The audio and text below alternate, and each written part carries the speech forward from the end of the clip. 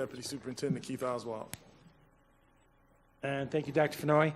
And again, take it back to the strategic plan. How do we increase efficiency and effectiveness of our employees and to give them more time to be working with our students? Mr. Oaxaca and Mr. McCormick have been working for some time with a number of the other departments on platforms that can help provide that. So I'm going to go ahead and turn it over to them on some new platforms that we're looking to purchase as a school district. We will be bringing this forward to the school board, I believe next month or April. Is it next March? In March. So we want to give you a preview. In addition, these gentlemen will also sit down with any of the board members as a follow-up if you want to go into more detail into the actual platforms themselves. So the Departments of Multicultural and Exceptional Student Education for years now have been trying to shift our processes from compliance to programming and planning, collaborative programming and planning focused on student achievement. So first thing I want to do is talk about our current state. We're working through e-forms and PDFs to be able to document our processes within our systems. Within that process, only one staff member can work on the document at the same time, at one time. Only basic demographic information is being able to be, or is currently pulled from RSIS to the e-forms that we have. Staff inputting is currently inputting data multiple times within the same system. So our desired state is a dynamic platform that is able to support multiple people working in the document at the same time with the ability to push and pull information from multiple technology systems that we have within the district. That this, ideally this platform would be intuitive and allow for information to be shared across documents and only be entered in one time by the user. Of course, be able to pull and push information from basic demographics to standards as well as other information as needed.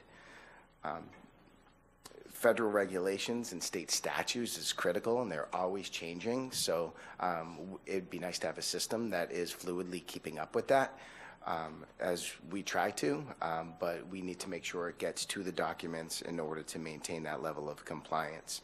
And right now we have our basic static language, and the required language is Spanish, Creole, English to be able to be seen in the static document, but the information written into the document is currently in English, and that's what the parents currently take home and are using to be able to participate in their child's plan. So through the RFP process, Public Consulting Group's Ed Plan won the bid. They exceeded all the expectations in the scope of service that was requested of the district. They were currently are the largest provider in the country, where 1 in every 4 IEPs are already in this system. They're a proven partner in our district. We've been using them for Medicaid billing for the last 8 years. They've been in Florida with their IEP system and other plans for over 18 years. And they continuously reinvest in their technology, so that would be a benefit that we, as they upgrade their technology, we would benefit from that. They already work within our SIS, which is also on this slide. This is a good visual to see what this system is. The Ed Plan will cover special education, gifted EPs, our private school service plans, 504 plans. Within all of those documents, there'll be the Google translation for static and dynamic text. We'll have 8 languages right off the bat, and then if we have any languages that increase in our district, we'll be able to add 3 more without any additional cost. Of course, scanning documents, faxing documents will be within the system. So the system outputs has already proven to work within Focus, which is our student information system, and of course integrate in with our existing Medicaid process, which will help increase our Medicaid reimbursement naturally, as it will all be in the same system. Along with this contract comes with the project management, training, and other types of services within. So what's easy about the, Easy IEP in Ed Plan? It provides structure in developing present levels of performance in IEP goals. Right now, we want to make it easier for our teachers to be able to link their present levels of performance with assessment data that is relevant and up to date, but also pull in standards so their IEP goals are measurable and also aligned to the standards they're working towards in the general education or ESE classrooms. It'll automatically push out pre-formatted charts, graphs, and plot goals. We have a progress monitoring tool within this system, so we'll be able to monitor students' progress in specific IEP goals to be able to focus on student achievement and to make sure that this is an academic plan and not only a compliance plan. The compliance is automatic, it's forced within this process and system. It'll also autofill information if SLP, a speech and language pathologist, puts their goal, the IEP goal, on the language and communication page, goal page. That'll automatically transfer across to their plan for billing Medicaid. So benefits and risks. The Google translation is it's very excited about that because all of our parents will be able to fully participate in the IEP process and be able to take that plan home and be able to interpret it. They'll have extensive training on site, but also in videos, progress monitoring, and also e-signature is going to be part of what we purchase. Our state is not ready for e-signature, but if they are and our school district determines that we want to move in that direction, this system will already have the capacity to do that, and we won't have to pay an additional cost. We'll increase the ability to develop and monitor and also implement IEP plans, to allocate resources. Being able to pull data from the services portion of the IEP is critical for not only the principal or school-based administration to set their schedules for the year, but also for us to be able to think out of the box to make a needs-based allocation process annually, so we're not allocating like we currently do on head count, and we can truly focus on the needs of the students and make our allocations based on that. Compliance and auditing is going to be natural within the system as it is within our SIS. You'll be able to see who put it in and when. The risks of this is accepting a new system. It's going to be change, but I'm confident, as I've worked with several entities within the school district, including end users as well as our CTA group, that they are excited for a change right now to be able to move more towards a dynamic system.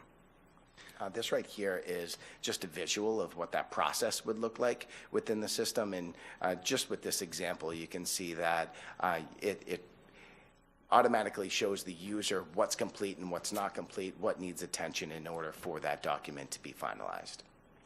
So as Kevin said, both of my colleagues in ESE, we are really working to take our compliance work and really move that towards instructional focus. And so one of the things that happens in the ESOL or the ELL side is, depending on the size of the school's ELL population, determines who's actually filling out all those paperwork at the school site. And so that can be a challenge regarding how do we make sure that all the things are done completely. They're working really hard at the school sites, but anything we can do to limit some of that would be great. Additionally, in our system, we would not only work with the students who are actively in the program, but after 2 years, once they exit, we're still monitoring them. And so really trying to find a way to be able to collaborate, particularly with our students who have exited, those teachers who are working with exited students, how do we really find real meaningful ways of collaborating around progress monitoring? So that is a continuous challenge for us. And then really thinking about how, like in the ESC platform currently, all of our forms are paper-based, and they are not able to be looked at centrally. And we are also looking to see how currently we're doing things that are integrating spreadsheets. So it's all about spreadsheets and mail merging, and that there's much more effective ways of doing things. And so we, through the RFP process, one of the things we were looking for is to see how do we maybe is there a platform that will do both? But what we've discovered through the process is having a system that would really focus on the needs of the ESE students and the teachers in that world, and having a platform that will focus on the needs of ELL students is really better for our district and for our students and teachers. And so our recommendation that we'll be bringing is Elevation, the platform Elevation. And one of the great things about this platform for us is it's in very large districts all over the United States and even the world at this point.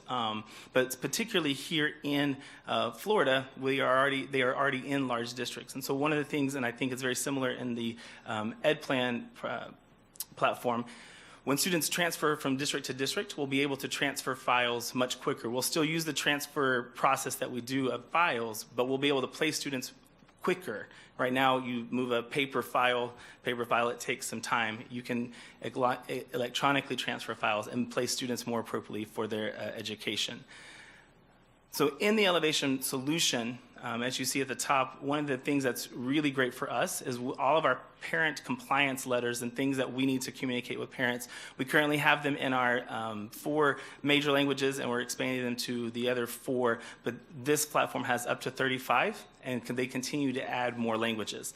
On the left-hand side, our platform has not only the platform, which is basically doing all the data, all the ELL plans, there's also a component about collaborating. So teachers and administrators can actually collaborate virtually around student performance and student progress and make it more real time about how we help intervene for student academic achievement.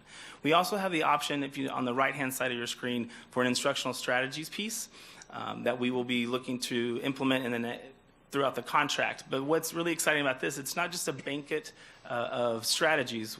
Teachers already kind of know what the general strategies are. What's really exciting about this platform is not only does it create a ELL plan, but it looks at what are the areas that we need to focus on, and here are some instructional strategies that will actually help meet those particular needs. So again, really looking at students, using this to move us from just doing compliant work to really instructional academic focus.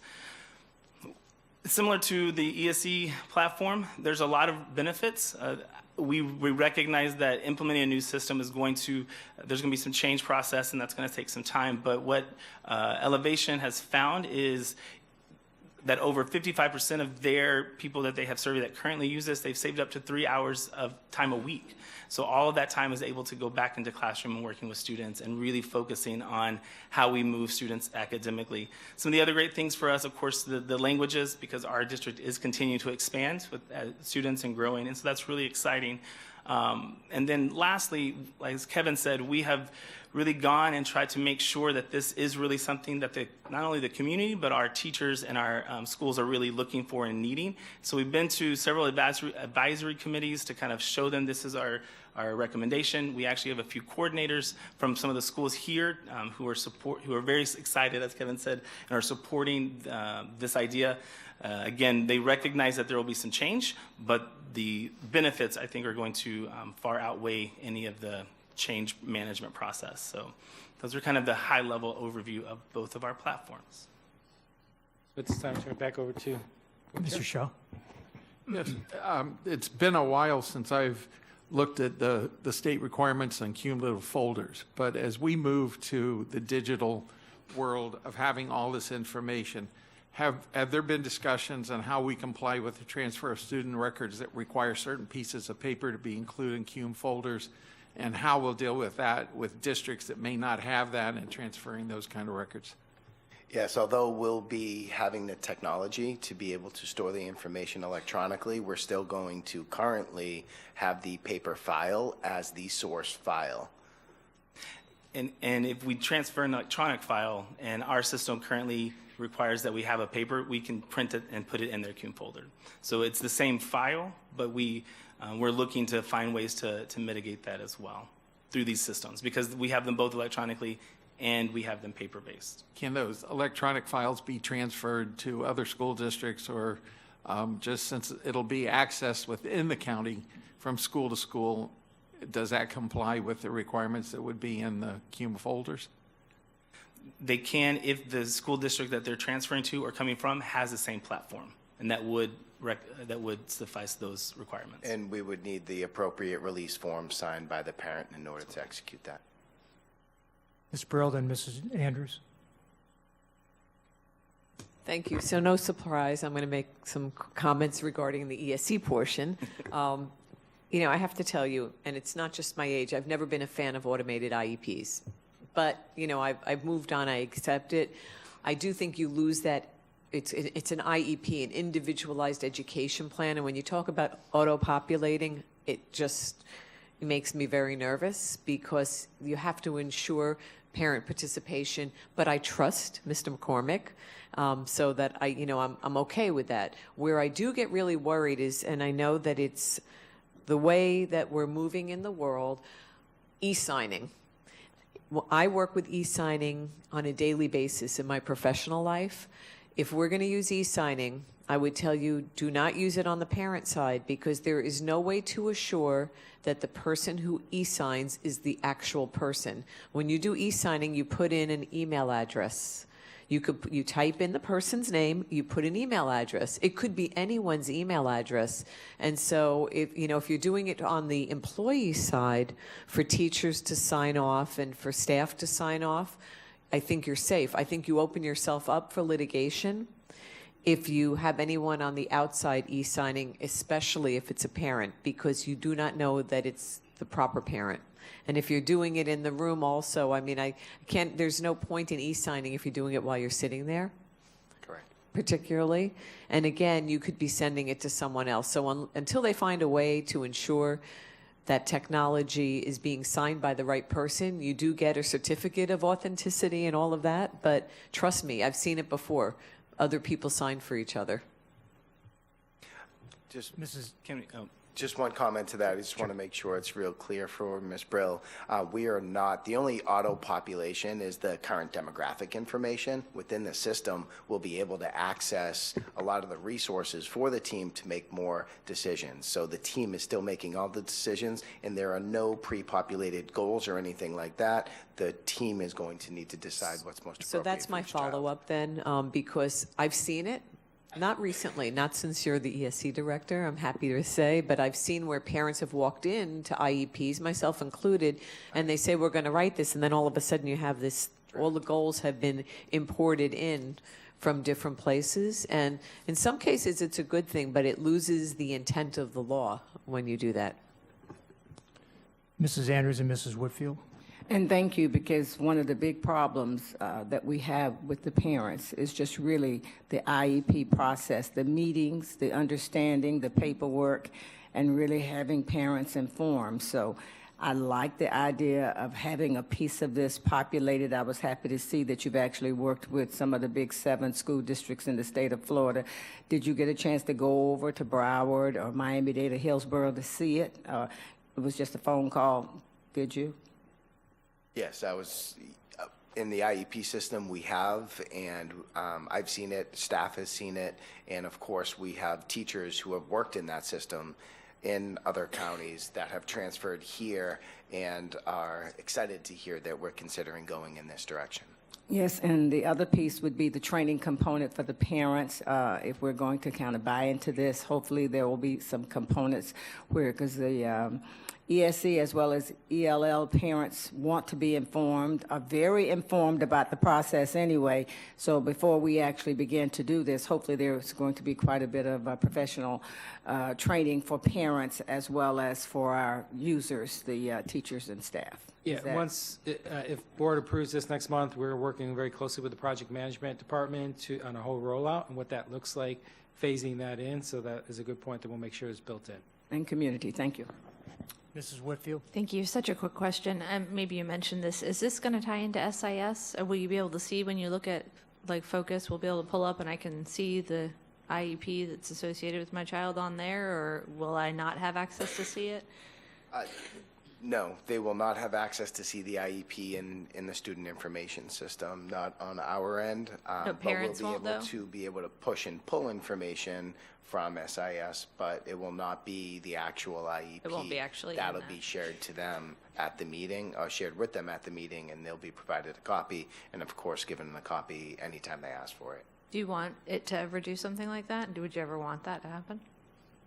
I haven't thought about it much, to be honest with you. Okay, thank you. Ms. Brill. Thank you, and that just made me think of something.